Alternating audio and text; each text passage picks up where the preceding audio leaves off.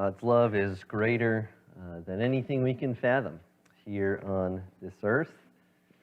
And it's the love which sent His Son to die, changing, even from the beginning of human history, even from the earliest days of Israel's history, as we've discussed here in the book of Joshua. So if you turn with me to Joshua, chapter 20 and 21 is what we'll be covering tonight, and looking at God's provisions for His people, some areas in which He had, and we've, in the last message, which has been over all of these people groups that God had promised to them. And then in the last series, we saw where the various tribes of Israel had received exactly as God had said and gotten their lands. And yet there's still a few promises to be fulfilled in Joshua. So we're going to see tonight that God provides for all of His people and completely fulfills His promises to them. We see this stated in this first chapter, in Joshua chapter 20, through God's perfect justice. He doesn't forget the innocent or those who are of a lesser level of guilt. You'll see what I mean by that here in a minute. But we see first the cities of refuge in Joshua chapter 20. So an inheritance has been given to all of the other tribes. And then Joshua at the very end of chapter 19. And then we see God continuing to speak in chapter 20, verse 1. The Lord also spake unto Joshua, saying, Speak to the children of Israel, saying, Appoint out for you cities of refuge, whereof I spake unto you by the hand of Moses. Cities of refuge. Why did we need cities of refuge? We're going to see here that God cares for and protects those whose society may not. God had described plans for these cities of refuge. Am I on? Is this just not picking me up very well? Okay. Can you hear me now? Okay, good. If I just do this the whole time? Okay. God had described plans for such cities of refuge for those who had killed someone unintentionally. God had talked about this in Exodus chapter 21, Numbers 35, and Deuteronomy 19. So several times the plan will be, and then God is here putting this into place.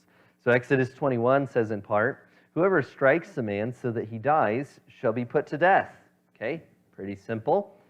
But if he did not lie in wait for him, but God let him fall into his hand, then I will appoint for you a place to which he may flee. But if a man willfully attacks another to kill him by cunning, you shall take him from my altar that he may die. So, that passage there, right after the Ten Commandments are given, it's not giving all of the stipulations. It's not showing all of what will happen after that, but it's showing there's a distinction between murder on the one hand and unintentional killing, or in our day, I think we'd call it manslaughter, on the other hand. Two very different things. In the second regard, text literally said, God let him fall into his hands. So in other words, he didn't.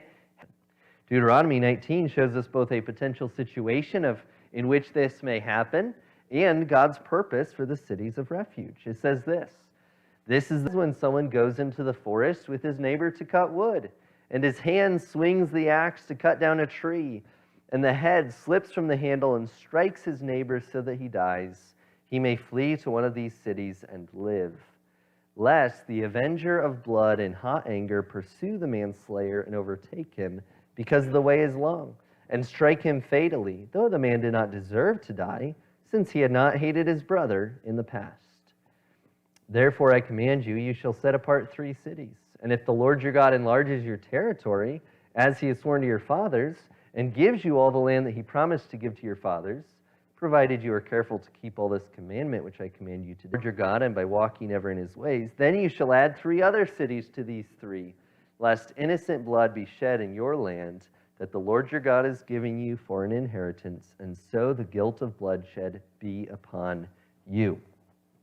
So provisions also here in the second giving of the law in Deuteronomy. There is a provision for the manslayer that by fleeing somewhere, he might preserve his life. So I love the illustration it gives of what this might look like. There's someone who kills someone on accident, a freak accident of raising an been soaked, or it's not tight enough, it's been used too much, and what happens? It flies loose. And you got to imagine the crude instruments that they would have had in that day. Your chance of this happening seems to have been a lot larger. And so you go into your woods with your neighbor to cut wood, and you go, and when you go up or down or whichever way, and the metal part of the axe goes and kills your neighbor with or without sound effects. Tragic situation. But what he's saying there, hatred.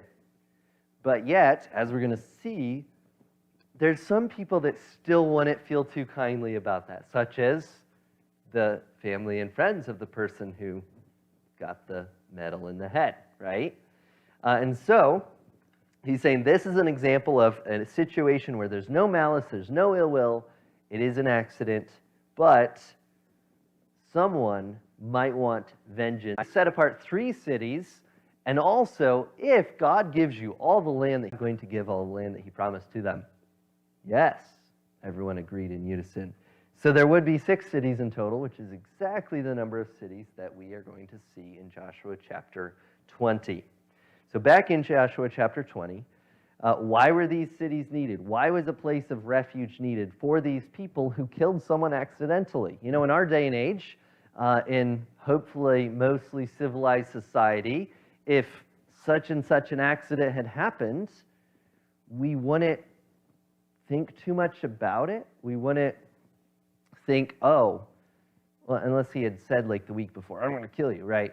We wouldn't blame that person.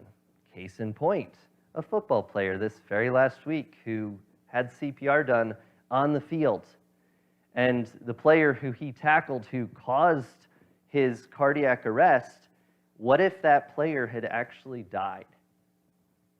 Would we have blamed the player who he was tackling? No.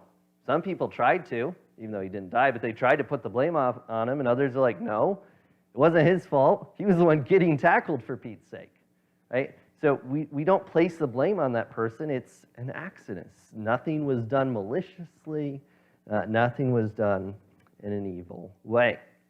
So back in Joshua 20, verse 3, it says, these cities of refuge will be appointed so that the slayer that killeth any person unawares and unwittingly may flee thither. And they shall be your refuge from the avenger of blood. Deuteronomy 19, it also mentioned this avenger of blood. And verse 3 here refers to avenger of blood. So what was this? Well, in the Bible, an avenger of blood was a person who was legally responsible for carrying out vengeance when a family member had been unlawfully killed or murdered.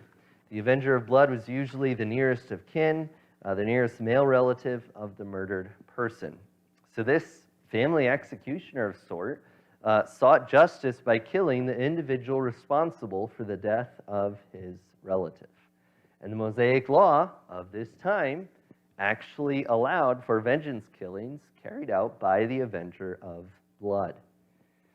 Numbers 35:19 says, the avenger of blood himself is to kill the murderer. When he finds him, he is to kill him.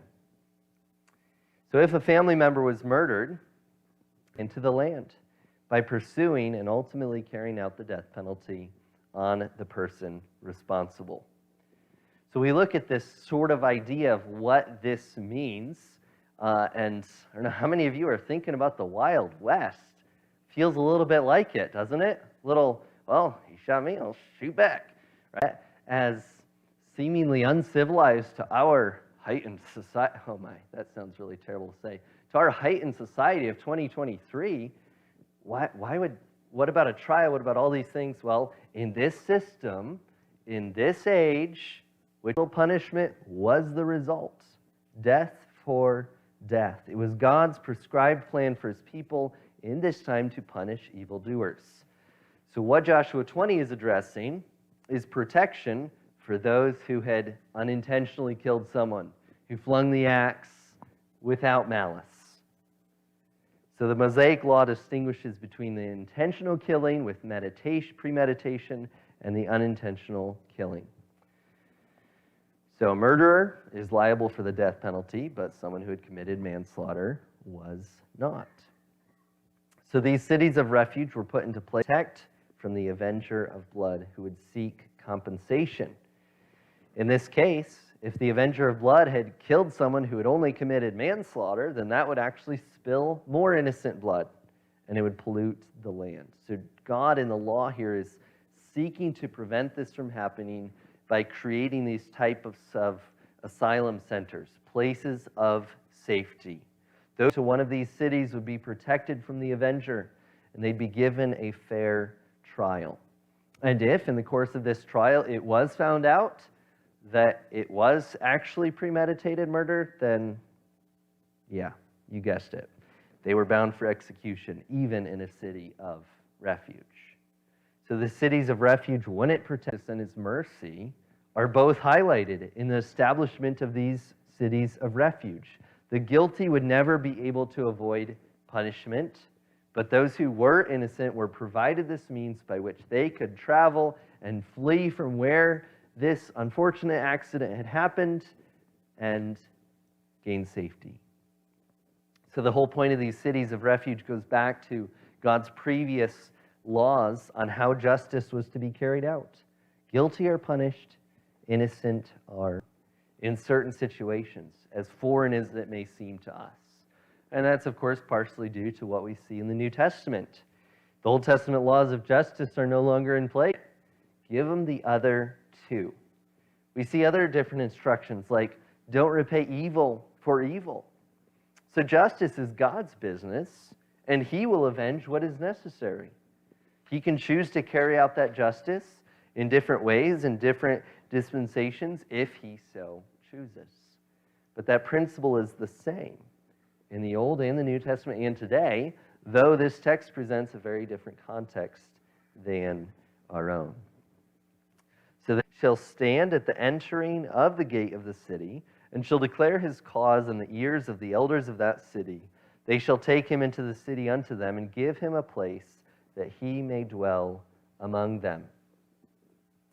And if the avenger of blood pursue after him, then they shall not deliver the slayer up into his hand, because he smote his neighbor unwittingly, and hated him not beforetime. And he shall dwell in that city until he stand before the congregation for judgment, and until the death of the high priest that shall be in those days. Then shall the slayer return, and business was done, and be granted access, and thus protection. And so notice, a true murderer could also come and do the same thing, and he would simply get a trial and be found guilty, and then be executed. When the avenger of blood would come to this city, he couldn't put this person to death. The stipulation is given in verse 5, that if he pursues after him, then they shall not deliver the slayer up into his hand. He couldn't put this person to death. He would stay, so the person who had committed this accidental killing would stay there until he could defend his innocence before a court there. And then he would actually be in exile, basically, in this city, because that was where he was safe, and that's where he would stay until he was set free in the court of law and until the death of the current high priest. And there's a couple different potential explanations of why that was. It could be that the high priest's death would bring pardon, ushering in a new era, or that his death itself was representative of the sacrificial system and that it atoned for this perceived guilt of the manslayer. So only at that time would he be free to return in safety to his own home, even if he was innocent. And so then verses 7 and 8 go on to give the names of these cities and their locations. There's 6 cities in total, with 3 on each side of the Jordan. So just as that earlier text had pointed to, there will be 3, and if God keeps all of His promises and gives all the land, there will be 6. God did keep all of His promises. God did give them all of the land. There were 6. 3 on each side of the river, and basically, in the geography of the region and the places that were set apart, it was designed such that anyone in Israel would be close enough to one of these cities to get there within a day or so's journey and thus be able to be saved. So those cities are Kadesh, Shechem, Kiriath Arba, which is called Hebron, which is a well-known city elsewhere. And then on the other side of the Jordan, these are Ramoth in Gilead and Golan in Bashan. And then verse 9 concludes, these were the cities appointed for all the children of Israel, and for the stranger that sojourneth among them, and not die by the hand of the avenger of blood. He stood before the congregation. So he concludes with much of what we said. These 6 cities placed here for the refuge of the manslayer so that justice could be accomplished. And it's just as God had planned.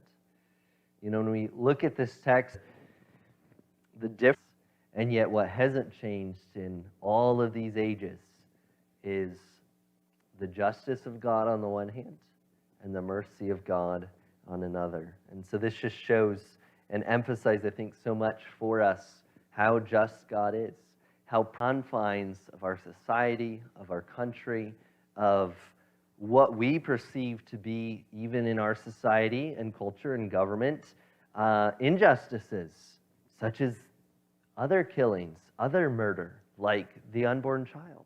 We have to look beyond that to say, you know what, this is what God has allowed in this time, in this place, but this has not changed who God is.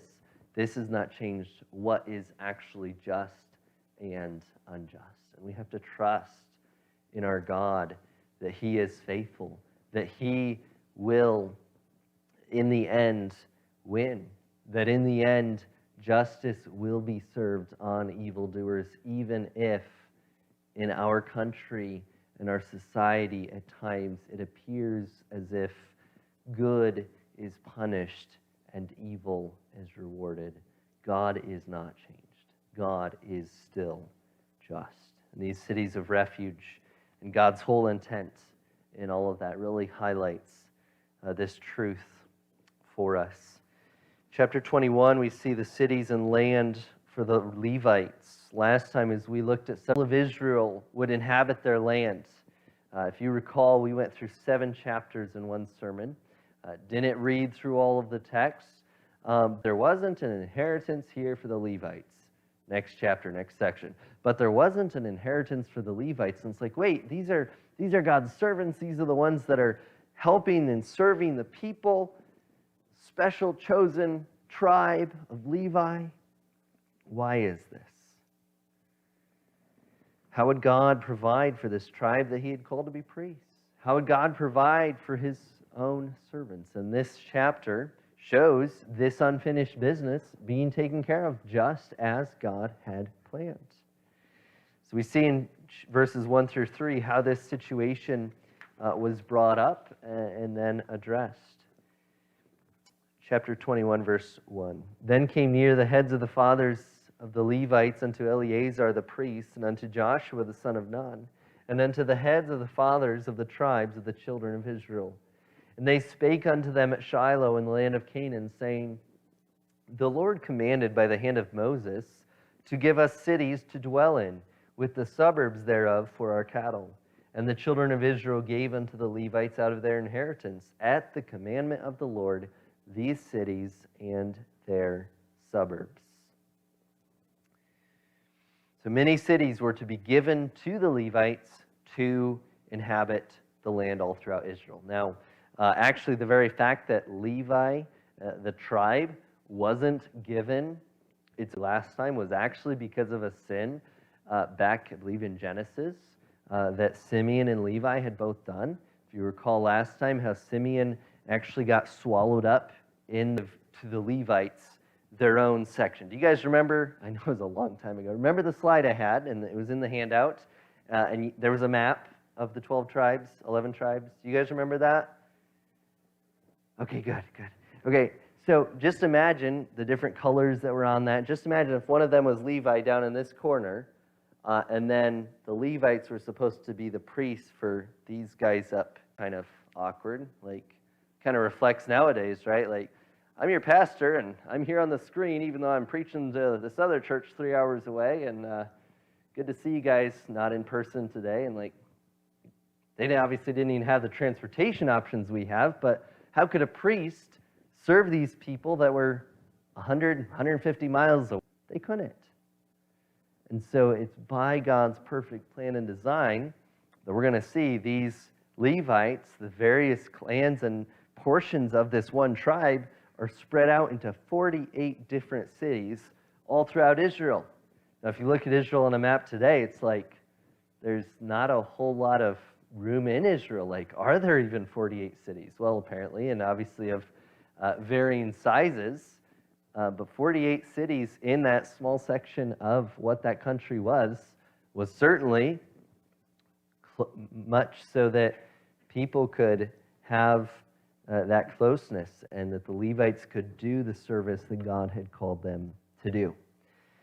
So we see this land, these sections, these areas that the various portions of Levi are going to inhabit. Verse 4, it says, "And the lot came out for the families of the Kohathites, and the children of Aaron the priest, which are of the Levites, had by lot out of the tribe of Judah, and out of the tribe of Simeon, and out of the tribe of Benjamin, 13 cities." So it's going to talk here about choosing by lot of which clan, which section got to choose basically their cities first. And then in verses 4 through 7, it's also talking about the portions of the rest of Israel wherein these Levites were to be found. So later on, really in verses 9 all the way up to verse 40, which we won't read all of that, but it's showing all of the different cities where they would dwell. But in verses 4 through 7, it's saying, if you recall from last time, the various sections of this is where Manasseh was, this is where Ephraim was, this is where Judah was, and Simeon, all these others. And it's saying, well, these few tribes, they gave land to this section, and these few tribes gave land to this portion of Levi, and so on and so forth. So let me just read for you verse 5, some extra information. So you're going to see Kohathites, Gershonites, and Merarites. And these were 3 sons of Levi. And so these are their descendants.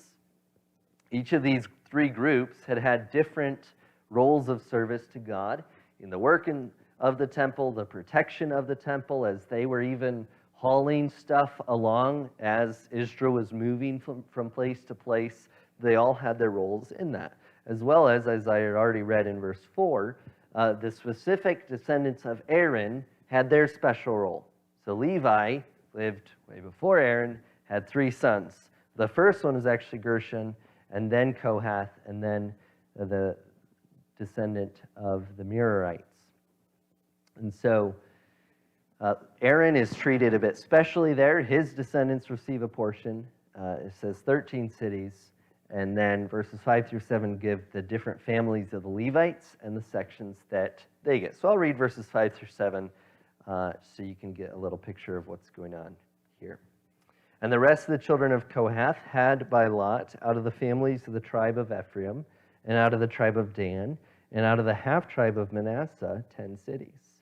And the children of Gershon had by lot out of the families of the tribe of Issachar, and out of the tribe of Asher, and out of the tribe of Naphtali, and out of the half-tribe of Manasseh, in Bashan, 13 cities. The children of Merari, by their families, had out of the tribe of Reuben, and out of the tribe of Gad, and out of the tribe of Zebulun, 12 cities. And the children of Israel gave by lot unto the Levites these cities with their suburbs, as the Lord commanded by the hand of Moses." So you see a repetition there. This is by God's command. This had been spoken of before in previous books. There would be a place for the Levites to live, and here it is put into place. The people of the other 11 tribes readily give, and this is what we offer for our brothers here, or cousins, or whichever they were. So the people, the rest of the tribes, gave portions from their own inheritance by the command of God. And so the text will then go on to describe in detail the specific places within the region of each tribe that each particular family of Levites received.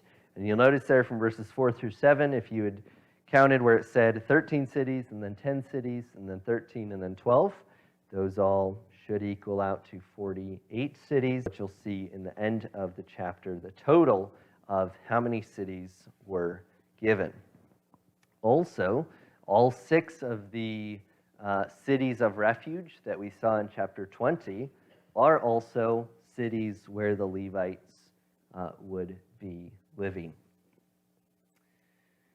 And you'll see that mentioned for all of them except for one, mysteriously is not there, but 5 of those cities given in verses 9 through 40 will say, for the refuge of, however that phrase is, the cities of refuge.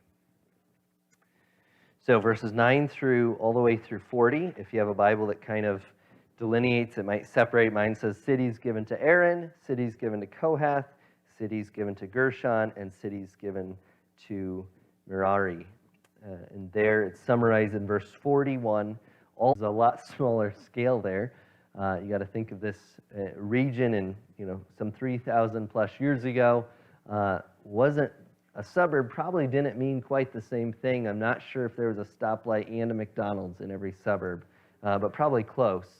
But it's also has made clear in other texts as well that there also is the land for the Levites' animals. That was significant. So they had a place to live and a place for their livestock to dwell as well. So God gave to the Levites 48 cities and their pasture lands throughout Israel. So God provided for them. God had not forgotten them. God kept his promises and his plan as designed for them. Then verse 43, and the Lord gave unto Israel all the land which he sware to give unto their fathers, and they possessed it and dwelt therein. And the Lord gave them rest round about, according to all that he sware unto their fathers. And there stood not a man of all their enemies before them. The Lord delivered all their enemies into their hand. There failed not aught of any good thing which the Lord had spoken unto the house of Israel. All came to pass. Obviously, this genre is narrative, even as we've talked in the Sunday school and the different repetitive. It almost sounds like poetry a little bit, like verse 45. There failed not of anything that what God had said. And then what did it say? It came to pass. And verse 44 says in 3 different ways, they didn't have any enemies fighting against them. It could have just said that, but no, it's very clearly repetitive, leaving cross and every I dotted. No one could take on Israel. God was with them. Everything that God said, he did. And so these verses show the significance of God doing exactly what he had said.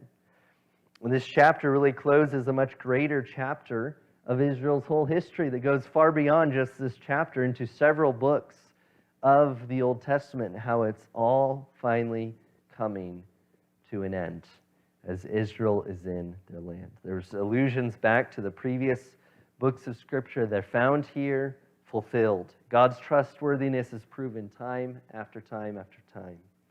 Notice, though, on whom the emphasis is placed. It's not on Joshua. It's not on God gave them rest. Verse 45, what God, Yahweh, had spoken, it all came to pass.